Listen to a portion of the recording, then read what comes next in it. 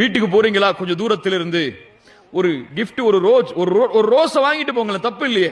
ரோஸை கொடுக்கறது தப்பு இல்லையே. ரோஸை கொடுத்து உன்னை நான் நேசிக்கிறமா, அல்ல நம்மளுடைய நேசத்தை அதிகப்படுத்துன்னு சொல்ற தப்பு இல்லையே. அந்த பெண் எதை விரும்புகிறாளோ அதை ஒரு அன்பளிப்பாக அந்த பெண்ணுக்கு செய்வது தப்பு இல்லையே.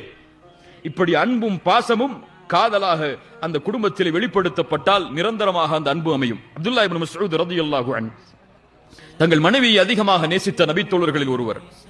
அப்துல்லாஹ் இப்னு மஸ்ஊத் ரலியல்லாஹு அன்ஹு வீட்டுக்கு போறதுக்கு முன்னாடி வாகனத்தை நிப்பாட்டி இறங்கி ஆடைகள் எல்லாம் சரிபடுத்துவாங்க. தங்களுடைய முகத்தை எல்லாம் தொடச்சு தலையெல்லாம் நல்ல சீவி உள்ள போவாங்க. சில சஹாபாக்கள் அதை பார்த்து சிரித்தார்கள். அப்துல்லாஹ் இப்னு மஸ்ஊத், என்ன செய்கிறாய்? போது சொன்னார்கள், எனக்காக அலங்கரித்து என்னுடைய மனைவி வீட்டிலே இருக்கும் பொழுது அவளுக்காக நான் அலங்கரிக்க கூடாதா? பல பேர் கேட்பாங்க, அதெல்லாம் அந்த காலத்து மனைவி, சஹாபிய பெண்களை சொல்றீங்க, இந்த காலத்துல எல்லாம் அப்படி இல்லைன்னு சொல்லக்கூடாது. இப்ப எங்களுடைய மனைவிமார்கள் எங்களுக்காக அலங்கரித்து இருக்கும் பொழுது நாங்கள் அவர்களுக்காக அலங்கரிக்க கூடாதா என்று அப்துல்லாஹ் இப்னு மஸ்ஊத் ரலியல்லாஹு அன்ஹுமா தன்னை அலங்கரித்து சொல்வார்கள். கணவன் மனைவிக்காக அலங்கரிப்பது, மனைவிக்காக கணவன் அலங்கரிப்பது, கணவனுக்காக மனைவி அலங்கரிப்பது, இந்த உறவு மகிழ்ச்சியாக அமையும். இவர்கள் இதை